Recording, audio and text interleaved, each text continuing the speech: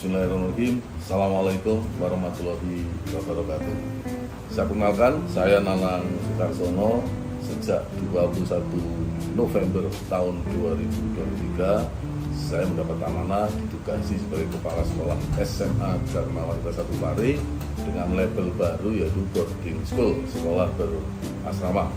Yang pertama saya ingin ceritakan adalah tentang visi sekolah. Visi SMA Dharma Wanita 1 Pare boarding school yaitu ingin mewujudkan sekolah terdepan dalam mewujudkan peserta didik yang berkarakter, berjiwa kepemimpinan, dan berjiwa kewirausahaan serta memiliki daya saing global. Berikutnya berkaitan dengan kompetensi 1.1 yaitu pengembangan diri dan orang lain. Di dalam pengembangan diri guru, saya sudah merancang untuk guru-guru akan saya tingkatkan dengan ada kegiatan MGMPS, yaitu musawarah guru mata pelajaran di tingkat sekolah. Ini menurut saya sangat efisien karena tidak ada tambahan biaya dan waktu yang terbuang. Sedangkan untuk anak-anak akan ada dua kegiatan utama dalam jangka pendek ini bersifat akademis dan non-akademis.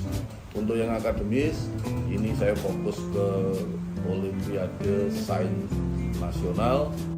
Akan saya jalin kerjasama dengan perguruan tinggi untuk membuat anak-anak menjadi lebih siap di dalam mengikuti Olimpiade Sains Nasional. Sedangkan untuk yang non-akademik, yaitu fokus terutama saat ini adalah bidang kegiatan paskibraka, karena hampir semua anak-anak nampaknya sangat berminat, baris berbaris variasi. Berikutnya untuk mengembangkan kompetensi warga sekolah dan kualitas pembelajaran. Pertama untuk guru, saya akan melihat aktivasi guru di platform Merdeka Mengajar dan platform Guru Binar yang ini disediakan oleh konsultan kami yaitu Putra Samono Foundation. Dari pantauan terhadap dua platform ini, saya akan dapat memetakan paling tidak kebutuhan apa untuk meningkatkan kompetensi guru.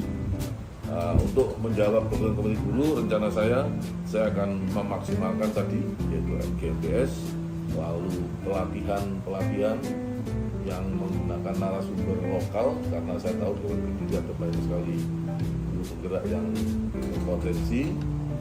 Juga mungkin akan disalurkan di kegiatan-kegiatan rapat dinas bersama Bapak Ibu guru, dan yang paling utama saya akan mendorong guru untuk aktif di komunitas secara mandiri, baik komunitas yang sudah ada maupun komunitas yang mereka bentuk sendiri untuk memenuhi kebutuhan belajarnya dalam rangka meningkatkan kompetensinya. Bagian yang ketiga yaitu tentang partisipasi aktif dalam jejaring dan organisasi mengembangkan karir kepala sekolah. Yang pertama jelas saya akan aktif di KKS, kemudian PGRI, dan yang relatif baru dan akan saya paling maksimal yaitu di GSMP, Jaringan Sekolah Madrasah Belajar, di mana komunitas ini anggotanya adalah teman-teman pengelola sekolah, baik itu kepala sekolah, wakil kepala sekolah maupun pengelola yayasan. Di sana kami akan berbagi praktik baik di dalam pelaksanaan mengelola sekolah, sehingga kami akan bisa mengadopsi dari praktik baik yang dilakukan oleh sekolah lain untuk kemudian kami terapkan di sekolah kami. Untuk kompetensi kedua yaitu kepemimpinan pembelajaran, bagian yang pertama terkait dengan memimpin upaya pengembangan lingkungan belajar sekolah yang berpusat pada siswa. Dari program yang dulu populer dengan istilah 7K, saat ini saya masih fokus pada dua saja, yaitu kebersihan dan keamanan. Kebersihan kami dukung dengan pembiasaan baik untuk anak-anak dan keluarga sekolah, kemudian penyediaan tempat-tempat sampah, pembuangan sampah. Sedangkan untuk keamanan kami memasang CCTV di areal sekolah. Untuk yang dua yaitu memimpin perencanaan dan pelaksanaan proses belajar yang berpusat pada siswa. Saya secara khusus meminta Bapak Ibu guru menggunakan model-model pembelajaran yang membuat siswa aktif, misalnya dengan bermain peran. Intinya kegiatan pembelajaran yang memfasilitasi siswa untuk bisa mengekspresikan ide dan pendapatnya dan kemudian didiskusikan dengan teman-teman di kelas. Ini salah satu upaya untuk mendorong mereka menjadi lebih aktif. Poin yang ketiga tentang refleksi dan perbaikan kualitas pembelajaran yang berpusat pada murid, kami memfokuskan pada bagian laporan hasil belajar atau rapot. Rapot di sini kami gunakan aplikasi e-rapot, juga dilengkapi dengan rapot untuk P5. Jadi akan ada dua laporan hasil belajar anak dalam bidang akademik dan dalam bidang pencapaian karakter yang digambarkan oleh kegiatan P5.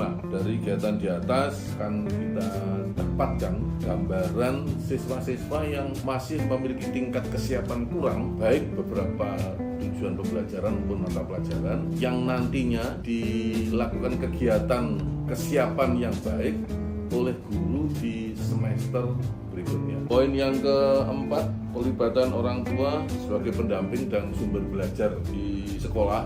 Peran orang tua, pelibatan orang tua sebagai pendamping ini nanti kami siapkan format untuk mengamati anak-anak selama berada di rumah, bagaimana mereka mengimplementasikan di kehidupan keseharian hasil-hasil belajar yang mereka peroleh di sekolah, termasuk kegiatan pembiasaan yang ada di asrama. Kami siapkan format supaya ini tetap terjaga dan semakin terkuatan ketika ada di rumah. Orang tua di sini dalamnya adalah membantu mengontrol, memantau, dan nanti akan memberikan tanda tangan. Sedangkan untuk kompetensi yang ketiga yaitu kepemimpinan manajemen sekolah. Yang pertama mengembangkan dan mewujudkan visi misi sekolah yang berorientasi pada murid. Yang pertama bisa saya laporkan bahwa baru kali ini visi dan misi sekolah hampir melibatkan semua harapan dan kebutuhan siswa dan orang tua. Ini satu langkah yang cukup signifikan kita lakukan terkait dengan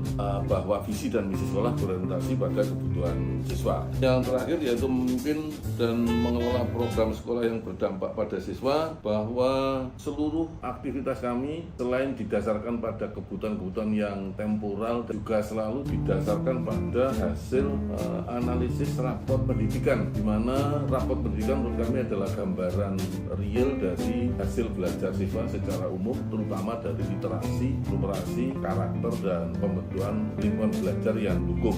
Dengan menjawab hasil rapot pendidikan dalam bentuk program kerja, ini adalah upaya sekolah dalam rangka mengelola program sekolah yang berdampak pada murid. Di sisi lain, kami juga memiliki struktur program organisasi sekolah yang secara detail mencantumkan wewenang dan tanggung jawab setiap unit, sehingga dari wewenang dan tugas setiap unit ini akan bisa disusun program kerja dari masing-masing unit tadi, entah guru, pembantu pelaksana, mungkin petugas satpam, mungkin pengasuh asrama. Dengan rincian tugas dan wewenang yang jelas, mereka akan bisa membuat program kerja dan pada akhirnya akan dapat dilakukan refleksi, sehingga pada tahap berikutnya akan bisa diperoleh hasil yang semakin baik. Demikian yang bisa saya sampaikan. Saya akhiri. Assalamualaikum warahmatullahi wabarakatuh.